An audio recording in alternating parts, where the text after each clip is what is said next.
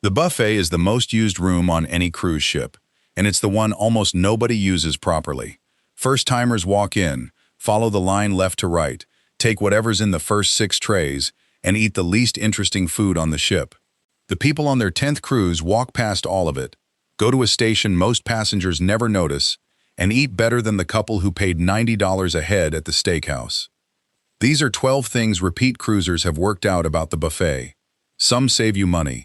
Some save you an hour of standing around, and one of them can stop you losing 2 days of your vacation. Start with the first one, because it changes every meal for the rest of your sailing. The real food isn't on the tray line.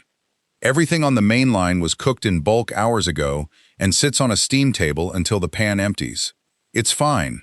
It's just not the good stuff.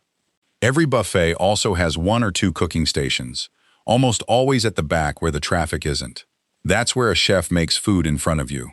Omelets in the morning, pasta, wok dishes, carved meat at dinner. Royal Caribbean's own blog calls those the hidden secret of the Windjammer.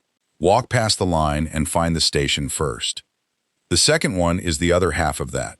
Some food should never come off a steam table. Anything meant to be crispy is the obvious loss. Fried shrimp, calamari, loaded nachos. Pre-made scrambled eggs are the classic mistake when the omelet station is 30 feet away. What holds up is braised meat, curries, roasted vegetables, soups, and rice. The rule regulars use is simple. If it was better 10 minutes ago, skip it and ask a station instead. One exception. When the buffet puts out something premium for a themed night, take it when you see it. That tray doesn't get refilled forever. Number 3 is about timing, and it's the worst meal of most people's entire cruise. Never eat at the buffet on boarding day. Thousands of passengers board inside a 2-hour window. Cabins aren't ready, and all of them go to the same room. It becomes most first-timers' first impression of the ship's food, and it's the least accurate one they'll get all week. Almost every ship has an alternative open that afternoon. The main dining room is often serving lunch. Royal has Park Cafe.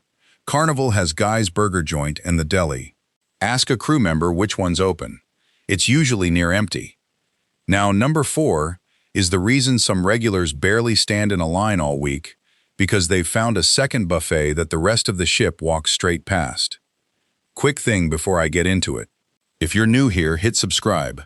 We put out honest cruise tips every week, the kind that save you real money before you ever step on a ship.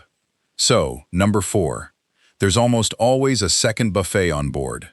Big ships hide smaller venues that regulars treat as their private breakfast spot.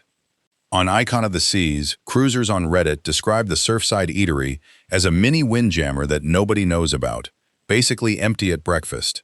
On Celebrity's Edge class ships, Eden Cafe serves breakfast, while the main Ocean View Cafe is packed. Pull up the deck plan on day 1 and note every venue that serves food, not just the one labeled buffet. One heads up before we carry on.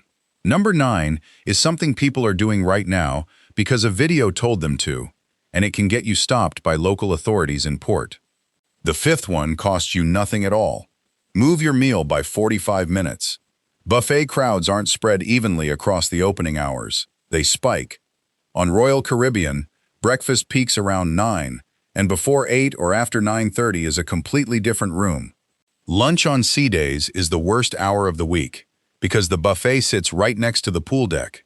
Shift breakfast half an hour earlier. Eat lunch at 2 instead of noon. Same food, no line, and you'll find a table.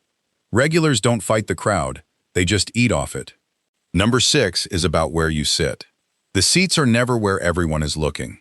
Even at a packed hour, there's seating available, just not where the crowd is circling. The tables nearest the entrance fill first and stay full, because that's where people stop walking. The far end of the room, and especially the outdoor terrace at the back, is often half empty, while a dozen people stand inside with plates going cold. On Royal's Quantum and Radiance class ships, the seating behind the Windjammer is one of the quietest breakfast spots on board. Walk to the back, step outside, or take your plate to a lounge. The 7th one surprises people more than anything else on this list. The Indian station is usually the best food in the room. A large share of cruise ship culinary teams are trained in India, and it shows. Royal Caribbean, Norwegian, and MSC all run a daily Indian selection. and on Reddit it's one of the most praised things on the ship. Cruisers regularly call it better than dishes the line charges extra for. There's a practical reason too. Curries hold up on a warming tray, which is why they still taste right when the fried food 2 trays over doesn't. Number 8 goes against everything a first-timer assumes. Dinner at the buffet is the most underrated meal on the ship. Most people are downstairs in the main dining room at 7, so it's calm up there. And on a lot of ships, that's when the themed nights run. Norwegian cruisers on Reddit rate the Latin night and the Caribbean night as the best eating of their whole sailing, and sushi turns up on Asian theme nights. Nobody advertises this. Check the app in the morning, because the buffet theme is usually listed. If it's a night you care about, eat up there.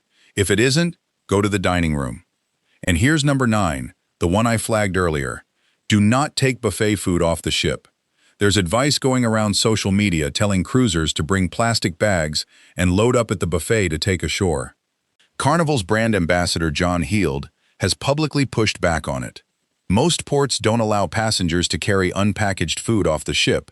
It runs into agricultural import rules, and getting caught can come with a fine. Taking a plate back to your cabin is fine. Carrying it down the gangway is a different thing. Buy something sealed in the shop instead. Number 10 matters more than any food on this list. The sanitizer at the door doesn't work on the thing you're worried about. Every buffet entrance has a gel station and a crew member handing out squirts. Here's what the CDC has said plainly for years. Alcohol-based sanitizer doesn't work well against norovirus. Norovirus has no lipid envelope for the alcohol to break down, so the gel dries and the virus is still on your hands. Soap and water removes it, and that's the difference between a good week and 2 days locked in your cabin. If the ship has a hand-washing station, use that, not the gel. The 11th one is the second half of that. The tongs are the weak point, not the kitchen. Ship galleys are inspected constantly, and they're usually spotless. The problem is the serving spoon 400 passengers have touched since breakfast. One person who skipped the sink can contaminate a whole tray. Use a napkin on the handle. Don't touch the end that goes into the food. And take a fresh plate every trip, because your fork has been on the old one and it's heading back to the tongs. And the last one happens before you've even paid a deposit. You can look up any ship's health score before you book it. The CDC inspects ships calling at American ports and publishes every sanitation score publicly. It's out of 100, and below 86 is a failure. Almost no passenger checks it.